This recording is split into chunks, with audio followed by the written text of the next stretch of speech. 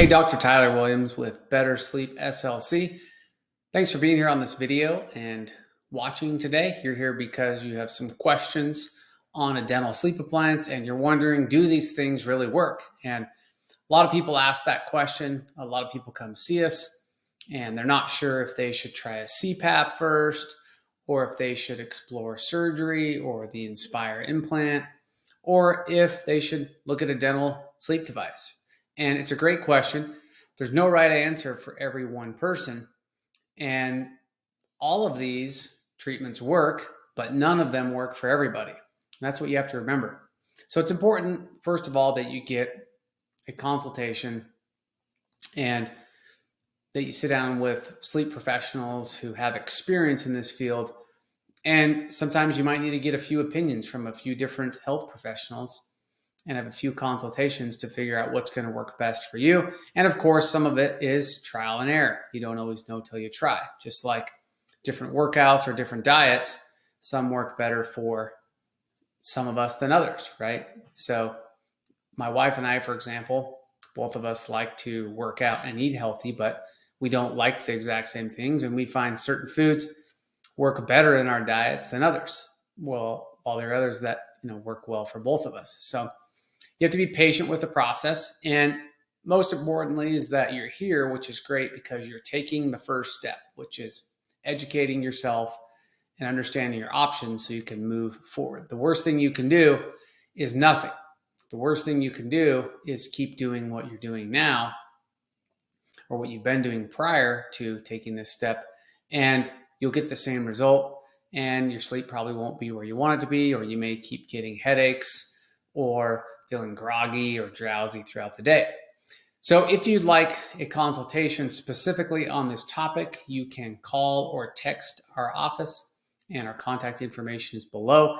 We have some booklets and resources and even a book that I put together and typed up that is written for your perspective as the person being treated for bad sleep or snoring, and helps you weigh your options.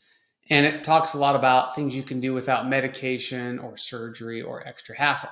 Now, back to the question, which is, do dental sleep devices work? Well, they absolutely work, and they work for most of the patients we see.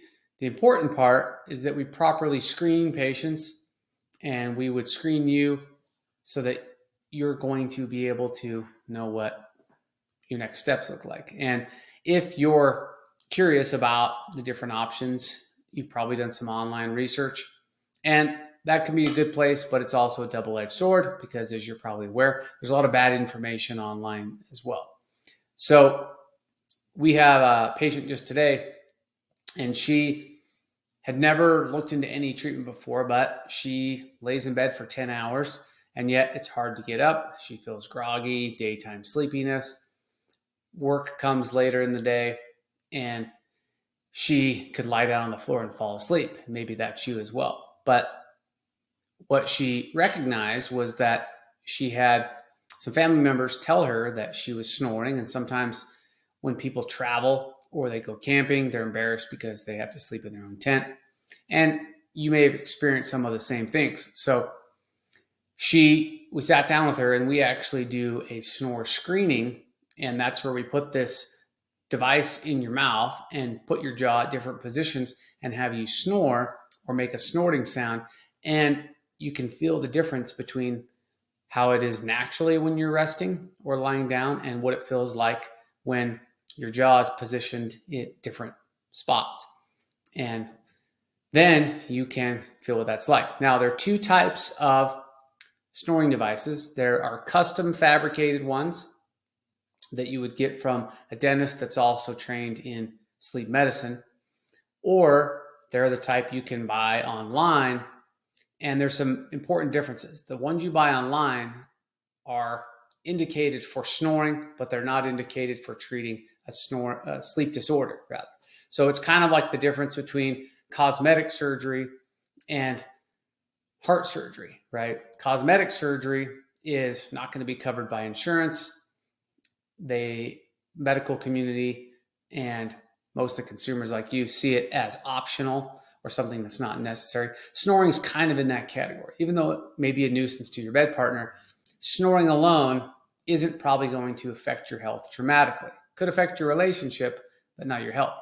Whereas sleep apnea is a medically diagnosed condition.